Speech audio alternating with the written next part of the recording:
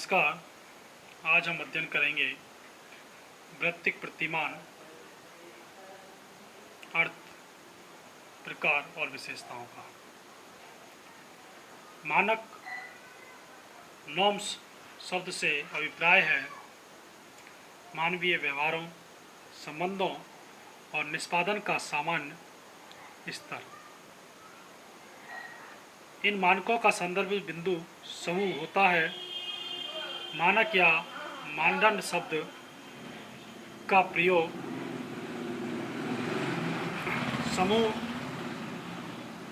समूहगति शास्त्र group dynamics में किया जाता है और इसका संबंध व्यवहार के उन प्रमाणीकृत नियमों से होता है जिन्हें समूह में भाग लेने वाले समूह को एक प्रणाली के रूप में और प्रणाली के सदस्य के रूप में अपेक्षित कार्य के तौर पर स्वीकार किया जाता है। The terms norms is used in group dynamics refers to standardized rules of conduct that are accepted by participants in the group as legitimate specifications of the aspect functions of the group as a system as well as of each member within the system। वहीं पर बैरन और violin ने मानदंड और मानक को इस प्रकार परिभाषित किया है। मानदंड या मानक वे बाहरी आंतरिक नियम हैं जिन्हें विभिन्न समूह अपने सदस्यों के व्यवहार को नियमित करने के लिए स्थापित करते हैं। मानदंड समूह के सदस्यों को यह बताते हैं कि कैसे व्यवहार करना है, कैसा बिहेवियर करना है और विभिन्न परिस्थितियों में कैसे व्यवहार नहीं करने हैं। पहले प्रकार के मानदंडों को निर्देशात्मक मानदंड प्रिस्क्रिप्टिव नॉर्म्स कहते हैं और दूसरे प्रकार के मानकों को निषेधात्मक मानदंड प्रोस्क्रिप्टिव कहते हैं। सभी समूह इस बात पर बल देते हैं कि उनके मानकों या मानदंडों का अनुकरण किया जाए ताकि उस समूह की सदस्यता के लिए आवश्यक शर्त पूरी हो सके। नॉर्म्स आर रूल्स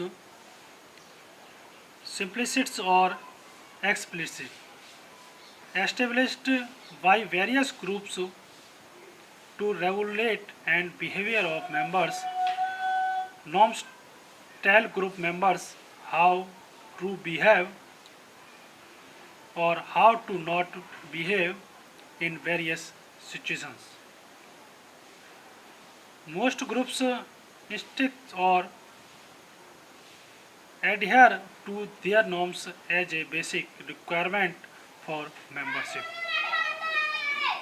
अब बात करते हैं व्यावसायिक मानकों के प्रकार, टाइप्स ऑफ प्रोफेशनल नॉर्म्स। सबसे पहला आता है अनौपचारिक या परंपरागत मानक, इनफॉर्मल और ट्रेडिशनल नॉर्म्स। अधिकतर व्यावसायिक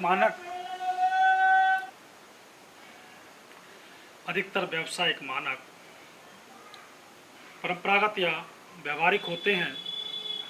प्रत्येक व्यवसाय के अंतर्गत विशिष्ट क्रियाएं करनी होती हैं जिनका सामान्य स्तर होता है।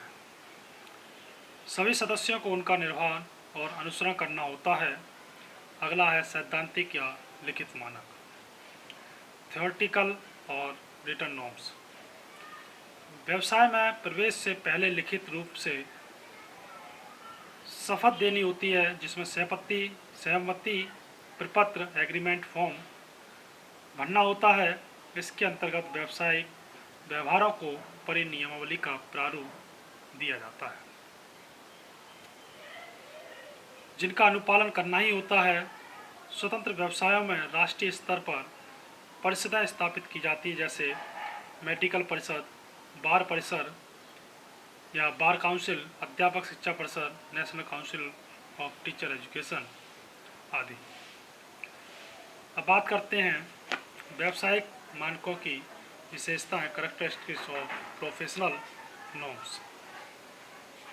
सबसे पहला है प्रतिस्पर्धा या कंपटीशन।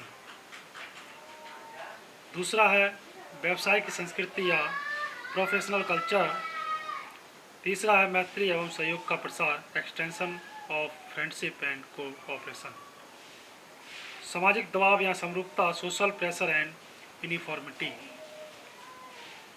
लास्ट है प्रभावशाली नेतृत्व, इफेक्टिव लीडरशिप और सहभागिता, पार्टिसिपेशन। प्रतिस्पर्धा कंपटीशन किसी भी परिस्थिति में प्रतिस्पर्धात्मक वातावरण समूह के सदस्यों को अत्यधिक प्रभावित करता है, लेकिन यह प्रतिस्पर्धा स्वस्थ प्रकृति की होनी चाहिए। स्वस्थ प्रतिस्पर्धा के परिणाम स्वरूप समूह के सदस्यों में कार्य क्षमता, कार्य शक्ति और आत्मविश्वास, कॉन्फिडेंट बढ़ता है और उत्पादन आउटपुट में भी वृद्धि होती है। अगला है व्यवसाय की संस्कृति, प्रोफेशनल कल्चर। प्रत्येक व्यवसाय को अपनी अपनी संस्कृति होती है, अपनी अपनी कल्चर होती है, जो अपनी अपनी परंपराएं होती हैं, जिनके अनुसार उस व्यवसाय की कार्यविधियां इत्यादि परिवर्तित होती रहती हैं। व्यवसाय की संस्कृति सदस्यों के व्यक्तिगत और सामूहिक व्यवहार को भी प्रभावित करती है। मैत्री और सहयोग का प्रसार, एक्सटेंशन और फ्रेंडशिप और कोऑपरेशंस।